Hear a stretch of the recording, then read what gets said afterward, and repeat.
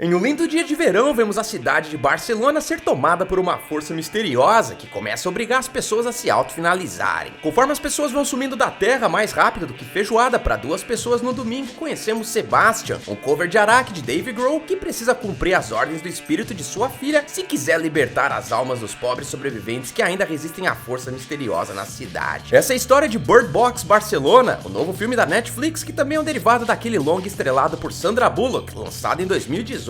Então vem comigo aprender tudo que esses personagens não abençoados com o dom da inteligência deveriam ter feito para sobreviver e derrotar o monstro invisível do filme. Mas antes já taca o periquito no botão do like. Não esquece de dar o like e seguir o canal.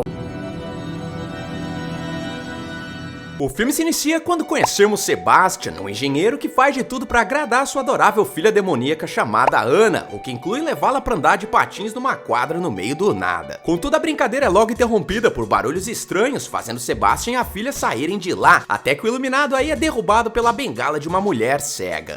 Mas que idiota! Ela tá acompanhada de mais dois capangas, todos absolutamente cegos. Mesmo assim, os caras conseguem render o cabeludo e saqueiam toda a sua comida. O Sebastian, ou melhor, Dave Grohl espanhol, pensa em colocar o trio pra descansar ao usar um caco de uma garrafa de vidro caída no chão, mas a sua filha fala pra ele não se render ao instinto de sobrevivência. Olha só, o Dave Grohl aí vacilou em ter andado muito próximo à parede, já que pessoas cegas geralmente tendem a desenvolver melhor os outros sentidos, o que significa que eles vão te ouvir melhor do que você em relação a essas pessoas. Sem contar a vibração que Sebastian causou ao tocar na parede, o que também vai ser detectado pela turma do Demolidor aí. Sendo assim, a atitude mais sensata nesse momento seria andar no meio do corredor, dessa forma ficando atento aos pontos cegos das laterais, mas deixa isso pra lá. Finalmente vemos a dupla de sobreviventes saindo do prédio e colocando os óculos que eles provavelmente pegaram emprestados do Riddick. Eles se encontram no meio de uma Barcelona deserta, enquanto ouvimos vários relatos numa rádio invisível sobre o que causou tudo isso. Se por acaso você não viu o filme de 2018, eu resumo aqui pra você. Uma força invisível enfeitiça as pessoas que olham diretamente pra ela, obrigando a galera a pagar o pedágio pra se encontrar com Deus antes da hora. Isso faz com que algumas pessoas tenham se cegado de propósito e outras andem pela rua usando vendas, o que na maioria das vezes resolve o problema. Conforme pai e filha andam pelas ruas, vemos que a nossa contagem de presunto já abre em grande estilo, com 5 pessoas aleatórias aparecendo suspensas no ar. É na cena seguinte que o filme conseguiu me ferrar bonito, porque eu perdi um tempo precioso contando quantos presuntos estão entre o mar e a faixa de areia. E se eu contei bem, pode incluir mais 42 boiando e 144 tomando sol fora da água. Tudo isso? Porém, o que mais chama a nossa atenção aqui é que Sebastião é 171 e só usa os óculos pretos por uma questão de estilo, já que ele de alguma forma não é afetado pela força do mal. Ele se depara com um pequeno grupo de sobreviventes e pergunta se pode ir com eles até o acampamento, jurando saber a localização de um gerador de eletricidade. O Dave Grohl espanhol então fala para sua filha se esconder, até que ele se certifique que se tratam de pessoas boas, seguindo para o quartel-general com eles. Lá, Sebastião conhece uma médica que remenda a sua sobrancelha, contudo o que atrai a atenção dele é um armário, onde o grupo mantém as chaves dos ônibus que estão estacionados no pátio que eles usam como esconderijo. Mais tarde, a galera se reúne pra noite do caldinho e vemos um cara cego contando a história de um tal grupo de fanáticos que viram as criaturas, mas que não compraram a passagem pro além depois disso. Essas pessoas saem pela cidade desenhando um olho na testa dos capturados, as obrigando a enxergar a força do mal. Nessa ocasião, esse cara aí foi pego pelos fanáticos, mas teve tempo suficiente pra se cegar, fazendo com que os caras perdessem o interesse nele. Mais tarde, vemos a galera se reunindo no ônibus pra dormir, o que é uma boa ideia no caso de invasores entrarem no acampamento, já que a turma do busão poderia se agrupar rapidamente pra defender o local. Porém, a burrice é predominante por aqui, principalmente depois de filiar o Sebastião aí ao Clube dos Pamonhas, um cara que, diga-se de passagem, eles mal conhecem. Outra coisa que a turma do busão aí poderia ter feito era isolar Sebastian Grohl numa sala, atrancando durante a noite, simplesmente pra testar se o cara era de confiança ou não. Mas esquece isso, já que o cabeludo levanta e pega todas as chaves do busão, testando cada uma delas na ignição do veículo onde a galera tá dormindo. A médica que cuidou dele mais cedo acorda e tenta pará-lo, mas o cara é ligeiro, travando a porta e arrancando do pátio com todo mundo participando do expresso a sua hora chegou. A mulher e outro cara tentam quebrar a divisória do motorista e parar Sebastian, mas sem sucesso. É aí que a médica tenta pegar aquele martelinho de ferro pra usar em saídas de emergência, só que a danada bate no vidro que não foi projetado para quebrar dessa forma, sendo que ela poderia muito bem ter quebrado a janela no meio do ônibus. Essa sim foi feita exatamente para esse tipo de fuga. Outra coisa que os abestados deveriam ter feito era abrir as cortinas das laterais, já que dessa forma elas não fariam contato visual com o tinhoso lá fora, mas deixa pra lá também. Sebastian dá uma brincada de velocidade máxima, atropelando um cara aleatório que achou que fosse forte o suficiente para parar um ônibus em movimento. Ele então capota o veículo na rua de propósito, fazendo o líder do camping chorar as pitangas por isso. É aí que Sebastian diz pro velho olhar que, adivinhem só, ele faz. Isso não faz o menor sentido. Porque o cara poderia ter arrancado a camisa e enrolado na cara a qualquer momento. Conforme o chorão aí se abate, Sebastian vê a sua alma deixando o corpo, sendo que o mesmo acontece com a médica e com todos os outros moradores da turma do busão. É aí que Ana dá uma de mestre dos magos e brota do chão bem ao lado de Sebastian, dizendo que seu pai é o pastor que vai reunir os cordeiros com o objetivo de mandá-los pro colinho do Senhor Celestial. O Dave Grohl, por sua vez, pergunta quando é que ele vai ganhar o bilhete dourado para embarcar nessa também, mas a garota diz que ele precisa ser um pouquinho mais paciente se realmente quiser se reencontrar com ela e sua mãe. É então que o filme dá um pulo pro passado, onde vemos mais da vida de Sebastian antes da catástrofe. Ele recebe uma ligação de sua esposa que diz pra ele ligar no Datena. Na TV ele vê que todo mundo tá perdendo a cabeça, já que as pessoas estão se entregando pro além sem qualquer razão pra isso. A nossa contagem de presuntos também é aumentada por um funcionário aleatório do escritório que Sebastian vê e outro cara que tenta aprender a voar, caindo bem em cima do Mercedão do nosso protagonista. Se vocês repararem bem, dá pra ver que o carro alemão aí mal teve o capô amassado, mas mesmo assim Sebastian não quer sujar a mãozinha pra tirar o corpício de cima e simplesmente vai andando até o metrô. Que nojo! O cara poderia pelo menos se dar o trabalho de testar se o motor ainda tava pegando, mas não, bora ir pra debaixo da terra onde todo mundo tá se aglomerando no mesmo lugar sem saber o que tá acontecendo. É isso aí. Ao chegar no metrô, Sebastian percebe que a gravidade lá tá completamente louca, o que faz os objetos do chão começarem a levitar magicamente à medida que o metrô se aproxima da estação. Ao pressentir o perigo e o caos, o cara dá meia volta tentando abandonar o local. No entanto, as pessoas que olhavam pro outro lado entram em parafuso, sendo levadas pro meio dos trilhos. Sebastian tenta nadar contra a maré, mas começa a ser empurrado pra trás. Nesse momento ele deveria ter rolado pra baixo, escapando pelo chão, em vez de ficar de pé na mesma linha de contato que as outras pessoas se encontram. Pela força do roteiro, Sebastian consegue escapar dali, mas o mesmo não acontece com as outras 20 pessoas que eu perdi 5 minutos contando nessa cena, já que elas tomam um strike do metrô ao parar no local. Ele então corre até a escola de sua filha, onde vê que a freira Irene também partiu dessa pra melhor. Ao encontrar Ana, os dois são questionados pelo padre Esteban. Ele pergunta se pai e filha são pessoas de fé, já que o homem da igreja acredita que as aparições misteriosas são os próprios anjos que, por meio de Deus, finalmente deram início ao arrebatamento. Sebastian sai vazado da capela e encontra sua esposa que já estava pronta para partir de Barcelona, só que nesse caso eu me refiro pro plano espiritual, já que a Poe aparentemente se esqueceu de como atravessar a rua, não olhando pro lado nas 3 vezes que ela faz isso, o que a manda pra conta também. Olha só, se essa família morasse numa cidade pequena, eu até iria sugerir que eles fugissem pro campo, já que a fuga seria rápida e com pouca exposição ao perigo. Porém, a gente tá falando de Barcelona, uma cidade com mais de 1,5 milhão de pessoas, sendo que em um cenário de crise apocalíptica como essa, a melhor coisa que você deve fazer é absolutamente nada. Ficar em casa até a poeira baixar é sinceramente a melhor opção aqui, já que dessa forma você não se expõe a riscos desnecessários, como trânsito, saques a lojas, atropelamentos, festivais de pisoteamento, etc. Mas agora já é tarde. Nos tempos atuais, vemos Sebastian andando pela cidade com a sua filha, quando ele dá de cara com outras 4 pessoas que foram capturadas pelos fanáticos, sendo que o único sobrevivente de pé tá tentando conseguir uma passagem pro Expresso do Além. O capturado diz que os seres na verdade se tratam de alienígenas que viajaram milhões de anos-luz até a Terra, o que deixa o Sebastian muito confuso. Cê é louco, cachoeira. E mais adiante vemos que Dave Grohl encontra uma outra sobrevivente, chamada Claire. A propósito, essa atriz aí se chama Georgina Campbell e ela já deu as caras aqui no canal no meu vídeo onde eu derrotei Noites Brutais. Olha o card pipocando aí no canto da tela pra assistir esse vídeo depois, e já adianto, foi um dos melhores filmes que eu assisti no ano passado. Claire diz que pode ajudá-lo, mas Sebastian não tem tempo de responder, já que ele é atacado por um cão adestrado por Rafa. O cara pergunta quem é ele, que mais uma vez é malaco, pra dar uma desculpinha, dizendo saber onde fica o tal gerador de eletricidade. É então que ele é levado ao acampamento de Claire, que fica num abrigo anti-explosão. Lá também conhecemos o casal da terceira idade, Isabel e Roberto, o estudante de física Otávio e uma adorável garotinha alemã chamada Sofia. Além de falar o idioma dos hermanos, também descobrimos que Sebastian manja dos alemão, servindo de intérprete pra garota, que explica que ela e sua mãe foram pra Barcelona num cruzeiro quando a pataquada começou. Em um flashback, vemos um monte de gente pulando do navio onde as garotas estavam, o que adiciona mais 9 lazarentos pra nossa contagem. Sofia explica que ela e sua mãe ouviram uma transmissão de emergência no rádio, em que uma mulher dizia que existia um acampamento seguro no Mondique, uma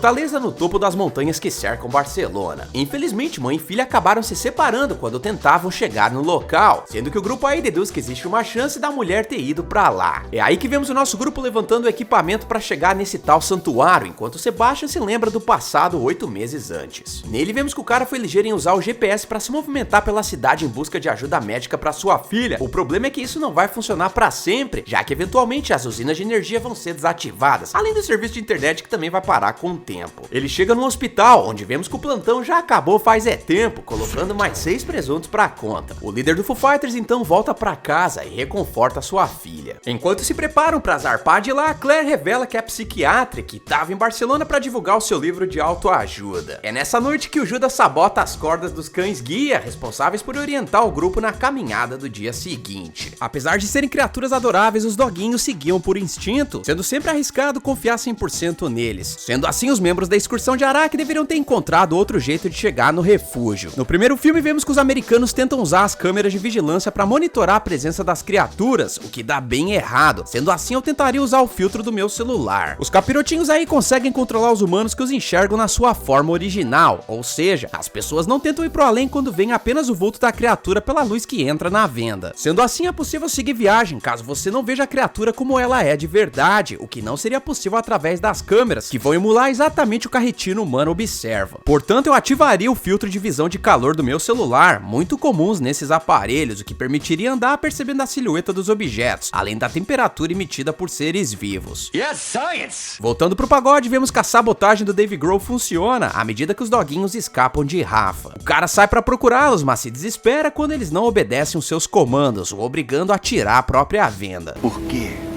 Por quê? Por quê? Agora a gente percebe que as criaturas devem ter uma certa altura, já que as pessoas sempre estão olhando pra cima na hora que são controladas. Dessa forma, ele poderia ter olhado pra baixo, resistindo ao impulso de subir a cabeça, mas esquece isso também porque mais um Zé Ruela se dá mal por aqui. Um dos doguinhos também acaba vendo a criatura, mas ela age diferente nele, o deixando extremamente agressivo a ponto de morder o vovô do grupo. O problema é que todos os integrantes dessa excursão começam a ser influenciados a tirar suas vendas, como se as criaturas estivessem usando as piores memórias deles para controlar. Basicamente, parece que essa manipulação anula as outras funções cognitivas do cérebro, como a capacidade de se mexer e pensar claramente. Eu não tô aguentando, não consigo respirar. Acho que eu tô surtando. Acho que isso não era do bom, porque eu tô surtando, eu não consigo.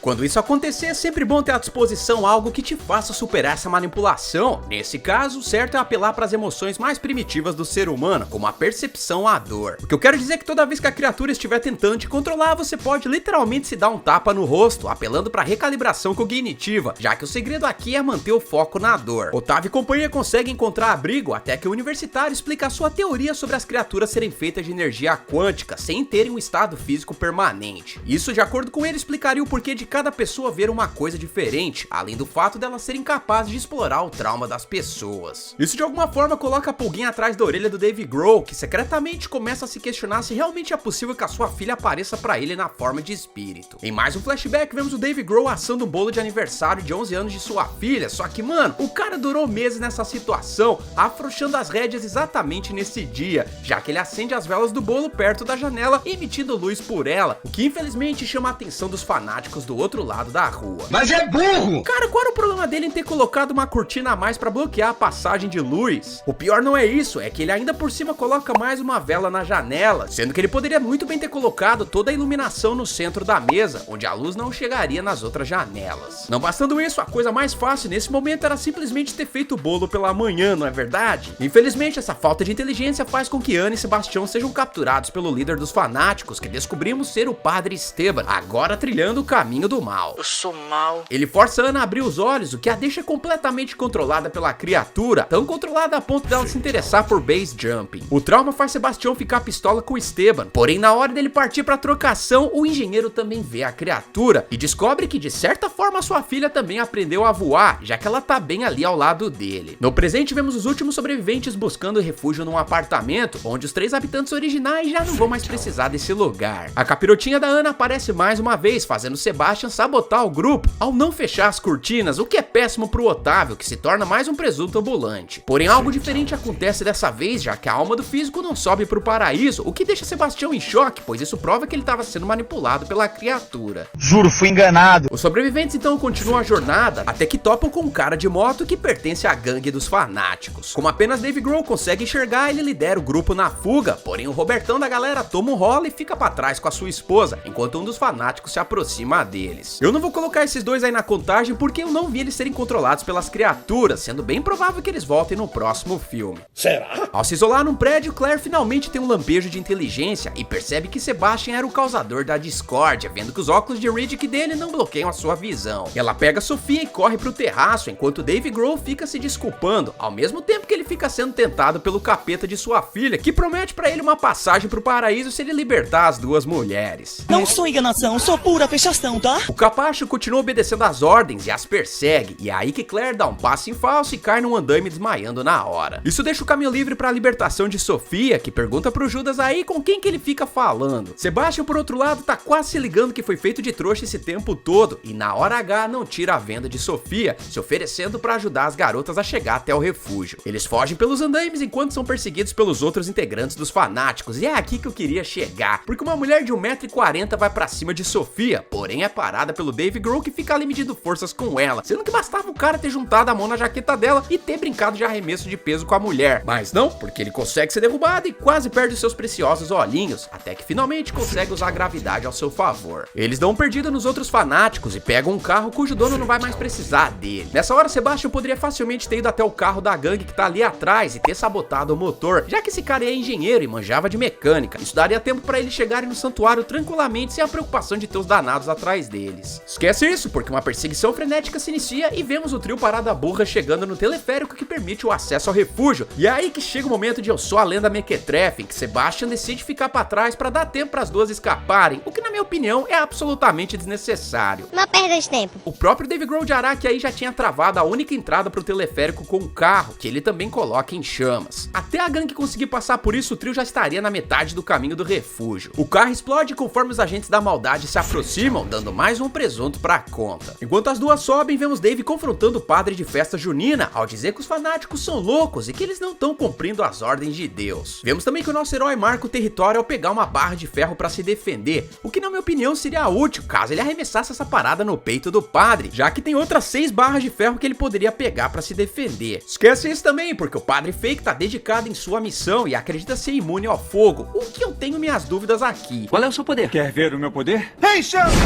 Eu tô pegando fogo! Mesmo assim, o líder do culto vai pra cima, sendo atingido pela barra de ferro. Só que o cara não larga o osso, persistindo na luta com Sebastian, que nessa hora poderia simplesmente ter deixado o cara lá agonizando e corrido pras escadas. Mas não, porque ele se sacrifica pra poder levar o ex-padre com ele. Enquanto isso, vemos Sofia e Claire sendo perseguidas pela criatura, que olha só, tem que subir as escadas exatamente como uma pessoa normal. Ah não, sério? Finalmente as duas dão um salto de fé e conseguem entrar no teleférico, chegando no santuário logo depois. Lá elas são recebidas por militares altamente armados que as levam pro acampamento com os outros civis. Sofia reencontra sua mãe e Claire é submetida a testes clínicos, perguntando pra médica do exército se ela suspeita que elas sejam dos fanáticos. É aí que a doutora explica que os fanáticos na verdade são conhecidos como videntes, as únicas pessoas que viram as criaturas e sobreviveram pra contar a história. Todas essas pessoas têm uma coisa em comum, uma alteração no DNA em virtude do estresse, trauma e coisas parecidas, o que no caso do Sebastian foi o luto, explicando como Sebastian conseguiu enxergar os capirotos depois de perder a própria filha. Nós também vemos os militares realizando experimentos quando descobrimos que eles conseguiram capturar uma das criaturas que eles mantêm em cativeiro. Não bastando isso, eles também tiraram a sorte grande, prendendo um vidente e usam sua hemoglobina para criar uma vacina e testá-la nos parentes do mestre Splinter. Eles então colocam os ratinhos cara a cara com a força do mal para ver se a vacina é eficaz, o que a gente só vai descobrir no terceiro filme. Bird Box Barcelona teve avaliações mistas da crítica e público até o momento, e eu tenho que concordar com isso, porque o filme nada mais é do que mediano, já que a história falha miseravelmente em criar situações de tensão como o primeiro, e isso se deve principalmente ao período em que a história acontece, já que todos os personagens aqui sabem o que fazer para se proteger das criaturas. Como as pessoas agem de forma prudente, elas se arriscam menos, sobrando pouco pro roteiro explorar, o que pode ser visto nessa estrutura narrativa onde o núcleo principal vai pra rua, onde ele se ferra, eles se escondem de novo, só pro ciclo recomeçar na próxima sequência. Se a trama tivesse colocado os videntes no saco deles desde o começo do filme, poderia até ter gerado um estado estado de paranoia na gente, mas infelizmente isso não acontece. Não bastando isso, eu sinceramente achei esse arco de redenção de Sebastian muito fraquinho, sendo que não existe um motivo mais forte pra ele parar de ter visto as almas subindo pro paraíso. Por outro lado, esse filme consegue expandir a mitologia, apresentando novos elementos que agregam pro mistério, como no caso da criatura usar a imagem da filha do Sebastião pra fazer a história se desenrolar. A ambientação pós-apocalíptica em Barcelona também traz um brilho na questão visual, sendo superior ao filme original. Temos também uma obra mais abrangente que